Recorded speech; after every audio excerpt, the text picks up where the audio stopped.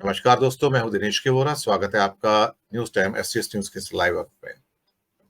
दोस्तों, बात करेंगे आज मोदीज मदर ऑफ डेमोक्रेसी और एक्चुअली मदर ऑफ हिपोक्रेसी की।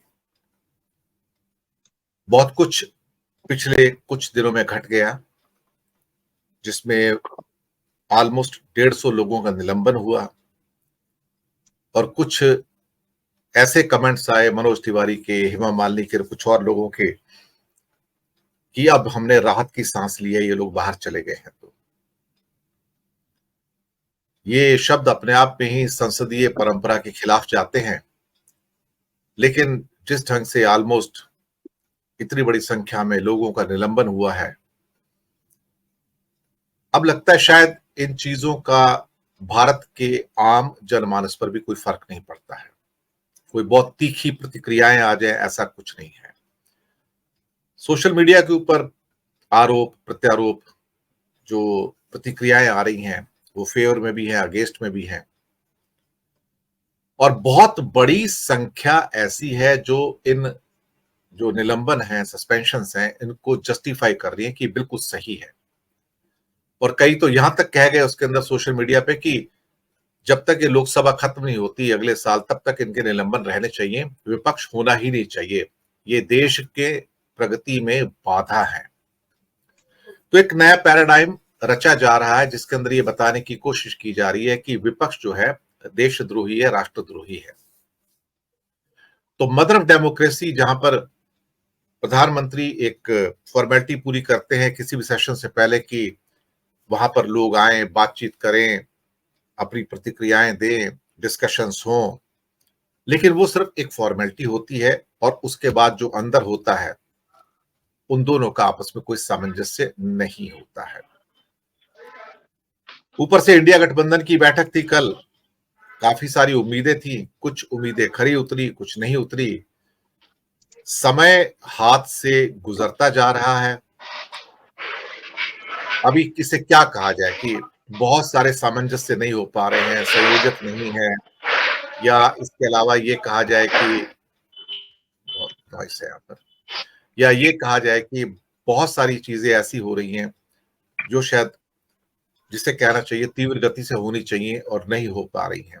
कुछ नाराजगी के समाचार भी अंदर से आए हैं और कुछ जगह से बात बन गई है, ये भी निकल कर आ रही है।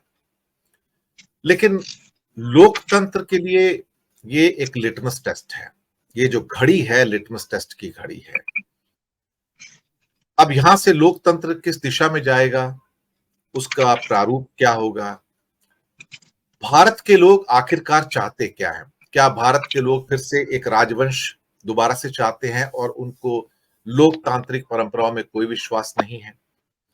बल्कि आरएसएस की जो एक खास मीटिंग थी जो कल नागपुर में हुई है, जिसमें बीजेपी और शिवसेना के बाकी मेंबर्स भी थे, और उनका कहना है कि हम जातिगत जनगणना के पूरी तरह से खिलाफ हैं। ये जो हिंदुओं के अंदर जो एक किस्म से जो इक्वालिटी के सिद्धांत हैं, वो पूरी तरह से उसके खिलाफ जाते हैं। हो सकता है भारतीय जनता पार्टी उसके फेवर में हो, लेकिन हम आरएसएस होने के नाते पूरी तरह से उसके खिलाफ है। और ये उनका चेहरा आज बाहर निकल के आया कि अल्टीमेटली ये लोग बदलते नहीं है कभी। विषय यही है कि mother of democracy is actually the mother of hypocrisy. जो कहा जाता है आरएसएस के डोमेन में, बीजेपी के डोमेन में, उससे उल्टा किया जाता है, चाहे लोकसभा में हो, राज्यसभा में हो। और फिर ये कहना प्रधानमंत्री का जो धनखड़ साहब के साथ हुआ है, वो मेरे साथ तो 20 साल से हो रहा है, एक सिंपैथी फैक्टर जो होता है। पर शायद भारत के लोगों की सोच भी मूलतः बदल चुकी है, उन्हें ये चीजें पसंद आती हैं। मुझे नहीं मालूम 2024 का रिजल्ट क्या होगा, लेकिन हाँ, कुछ जो हलचल है या कुछ मंथन जो है, हमें कहां ले जाएगा हमें नहीं पता। इसी विषय पर बात करने के लिए कि कहां से चले थे और कहां पहुंचे, इंडिया गठबंधन कहां से चला और कहां पहुंचा, और क्या वो आज इस रूप में है कि वो एनडीए को यानी कि मोदी जी को एक चुनौती दे पाए। बहुत सारे प्रश्न हैं। इन यक्ष प्रश्नों का उत्तर जानने के लिए हम चलते हैं हमारे 3 वरिष्ठ पत्रकारों के पास। हेमंत कुमार जी, आलोक भदौरिया जी, राजेश ठाकर जी, आप तीनों का बहुत बहुत स्वागत है। सबसे पहले राजेश जी, आपके पास ही मैं आ जाता हूं और आपकी टिप्पणी लेता हूं। कहाँ से चले और कहाँ पहुंचे। जी जी, मैं आपको अनम्यूट कर देता हूँ, मैं कर देता हूँ। जी। जी, कैरी ऑन। तो चले थे, भारतीय जनता पार्टी जिस प्रकार से 10 साल से शासन कर रही है, उसमें मोदी जी का जो शासन है उसके खिलाफ अगर विपक्ष को अपनी राजनीति बचानी है, इस लोकतंत्र को बचाना है और संविधान को बचाना है, तो एकजुट होना पड़ेगा। ये एक साझी सोच से इंडिया गठबंधन के जो है वो गठन हुआ।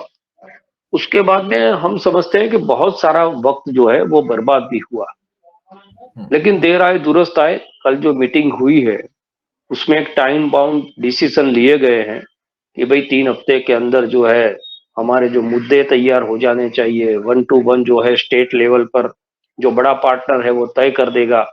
तो स्टेट लेवल पर जब कोई दिक्कतें होगी सीट शेयरिंग के अंदर, तो फिर जो है उनका जो इंडिया गठबंधन का जो भी कमेटी है वो उसमें इंटरवीन करेगी। लेकिन ज्यादा से ज्यादा 3 हफ्ते के अंदर ये सारी चीजें डिसाइड हो जानी चाहिए। उसके बाद जो है पब्लिक में जाने के लिए किस प्रकार के कार्यक्रम बनाने हैं, किस जगह पर बना है, ये सारी चीजों का कल जो है वो तय हुआ है।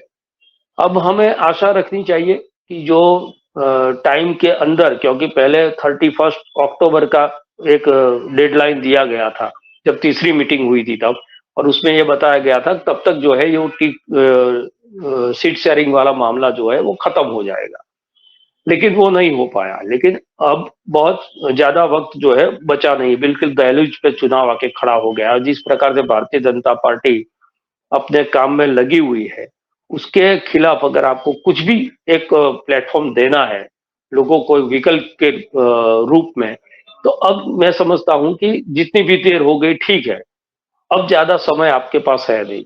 अब जो है अपने पर्सनल इंटरेस्ट सारी चीजों को छोड़कर जिस प्रकार कल एक साथ बैठकर आपने कुछ तय किया है, तो स्मूथली जो है वो आगे की जो आपने जो 3 या 4 मुद्दे और निर्णय का तय किया है उसको खत्म करके फिर मैदान में आ जाना चाहिए। क्योंकि मैदान में आने से पहले रणनीति कागज पर जो है वो कारगर कभी नहीं होती, आपको उस रणनीति को जमीन पर उतारना है। तो उसके लिए जल्द से जल्द इंडिया गठबंधन जो पब्लिक के सरोकार के मुद्दे हो, जो बात बताई गई है कि मुद्दा विहीन राजनीति करने के नरेंद्र भाई आदि है, और मुद्दों के ऊपर जो है मोदी जी कई बार चले जाते हैं भावनात्मक बातों को लेकर, तो वो सारे को काउंटर करने के लिए एक ऐसे मुद्दे लेके जाना है जो युवाओं को, महिलाओं को, इस देश के जो पिछड़े हुए लोग हैं, आदिवासी है, सारे तबके को छूने वाले हो। तो हम आशा रखते हैं कि ये करे। अगर इसमें भी कोई दिक्कत आई और नहीं कर पाए और जो वक्त जो है वो बर्बाद हो गया, तो फिर ये विकल्प जो सोचा है उसका बहुत बड़ा जो है हमको परिणाम दिखने को नहीं मिलेगा। और जहां तक डेमोक्रेसी की बात है, तो आज डेमोक्रेसी के सबसे बड़े जो मंदिर है या सबसे बड़ी जो पंचायत है उसमें किस प्रकार का व्यवहार हो रहा है वो हम देख रहे हैं। तो अब एक बार फिर से अगर नरेंद्र मोदी जो अब की बार 400 बार का नारा दिया है उसमें सफल हो जाते हैं, तो फिर वो उनको ये सदन से किसी को बाहर निकालने की भी जरूरत नहीं पड़ेगी। हमारे गुजरात की मैं बात कर दूं, पिछले 6 दिन में जिस प्रकार की राजनीति शुरू हुई है, 17 कांग्रेस के एमएलए चुनकर आए हैं पूरे सदन में और 5 आम आदमी पार्टी के। आम आदमी पार्टी के 5 एमएलए में से एक ने इस्तीफा दे दिया है, वो हफ्ते 10 दिन के अंदर भारतीय जनता पार्टी ज्वाइन कर रहा है। कल कांग्रेस के एक एमएलए ने इस्तीफा दिया है। आज ये बात चल रही है कि और 2 इस्तीफे कांग्रेस से जो है वो आ रहे हैं, वो दोनों जो विधायक है वो भी भारतीय जनता पार्टी को ज्वाइन कर रहे हैं। और ये उस विस्तार से एमएलए आ रहे हैं कि जहां की लोकसभा जो है उसके नीचे 3 या 4 कांग्रेस या आम आदमी पार्टी के विधायक चुने हुए हो। तो सौराष्ट्र की एक सीट है जिसमें लोकसभा के नीचे 4 विधायक है उनके पास। उत्तर गुजरात की एक सीट है जिसमें 7 में से 4 विधायक जो है कांग्रेस के हैं। तो बिल्कुल रणनीति के तौर पर उस सीटों को कमजोर करना कि अब जो बची खुची ताकत है विपक्ष की उसको भी तोड़ दो, उसका ऑपरेशन लोटस नाम देके एक कार्यक्रम शुरू किया गया है। तो विपक्ष की भी ये बहुत बड़ी कमजोरी है। पहले 70 थे, 2017 में कांग्रेस के, वो 2022 आते आते 52 हो गए थे। इसी तरह से वो इस्तीफा देते, भारतीय जनता पार्टी में चले जाते, वहां से जो है बाई इलेक्शन लड़ते और जीत जाते। तो जनता भी जैसे आपने कहा कि जनता भी ये जो एक पक्ष से दूसरे पक्ष में जाने की बात है, पिछले दिसंबर में आप किसी और पार्टी के सिंबल पर, किसी और पार्टी की आइडियोलॉजी पर भारतीय जनता पार्टी के खिलाफ चुनाव लड़े हैं, और यही दिसंबर भी खत्म नहीं हुआ, आप उस पार्टी को छोड़कर भारतीय जनता पार्टी में जा रहे हैं। उसके बावजूद भी यहाँ पर जितने भी इस प्रकार से पक्षांतर हुए, उसमें 3 अपवाद को छोड़ दो तो सारे लोग जो है वो बम्पर वोटों से जीत जाते हैं। उसका मतलब ये है कि जनता जो है अपनी पक्षांतर को बहुत गंभीर रूप से नहीं ले रही है। तो ये बची कुची जो कांग्रेस है उसको भी खत्म करने का, और 26 जो 26 सीट है वो तो जीतनी है, लेकिन सारी सीटों पर 5 लाख से ज्यादा मार्जिन से जीतने का एक जो है नारा दे दिया है भारतीय जनता पार्टी के संगठन को। तो एक मनोवैज्ञानिक गेम भी ये लोग खेलते हैं, जैसे अब की बार 150 पार, यूपी में आएगा तो अब की बार 300 पार, अब जो है संसद के अंदर लगा दिया है नारा अब की बार 400 पार। तो जीतना तो है ही, पब्लिक के अंदर एक मनोवैज्ञानिक ये बात डाल देते हैं कि भारतीय जनता पार्टी जीत तो रही है, अब देखना ये है कि ये 303 पर जीतती है, 350 पे जीतती है, या 400 जो नारा दिया है वो क्रॉस कर लेती है। तो एक चीज शुरू हो जाती है पहले से कि 2024 का जो चुनाव का परिणाम है वो भारतीय जनता पार्टी ने तय कर दिया है। अब सिर्फ जो खेल है वो आंकड़ों का खेल है कि कितने बहुमत से जो है वो लोग जीत रहे हैं। ये स्ट्रेटेजी जो है वो प्रदेश के चुनाव में भी लागू करते हैं, अब राष्ट्रीय चुनाव में भी लागू करने लगे हैं। तो मदर ऑफ डेमोक्रेसी की हम बात करें तो संसद की बात छोड़ दो, जो राम मंदिर बनाने की यात्रा का नायक था उसकी किस प्रकार से स्थिति बना दी गई है। एक तरफ से ये बोला जा रहा है कि आप मत आइए, आपकी जो उम्र ज्यादा है, यहाँ पर ठंडी बहुत है, आप मत आइए, और दूसरी ओर जो है विश्व हिंदू परिषद उनको न्योता देने के लिए पहुंच जाता है।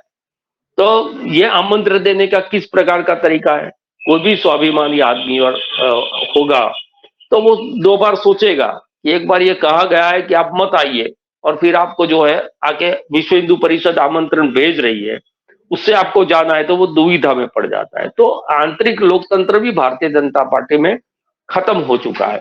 जिस प्रकार से किसी भी आदमी को उठा के मुख्यमंत्री बना देना, किसी भी व्यक्ति को जो है वो विधायक का चुनाव लड़वा देना, किसी भी व्यक्ति को जो है संसद का चुनाव लड़ा देना। अभी गुजरात के अंदर कल मैं एक भारतीय जनता पार्टी के नेता के साथ बैठा था, वो ये कह रहे थे कि ये साउथ साउथ साउथ की राजनीति बहुत कर रहे हैं कि साउथ में कांग्रेस नहीं है। आप देखना तमिलनाडु से जो है इस बार नरेंद्र मोदी लड़ने जा रहे हैं। आप सोचिए, तमिलनाडु की सीट भी जो है वो तय है, और बनारस के साथ वो तमिलनाडु से चुनाव लड़ेंगे नरेंद्र भाई। तो जो साउथ में वो है हमारा वोट से इस बार बढ़ेगा। तो इस प्रकार की बातें ये लोग शुरू कर देते हैं।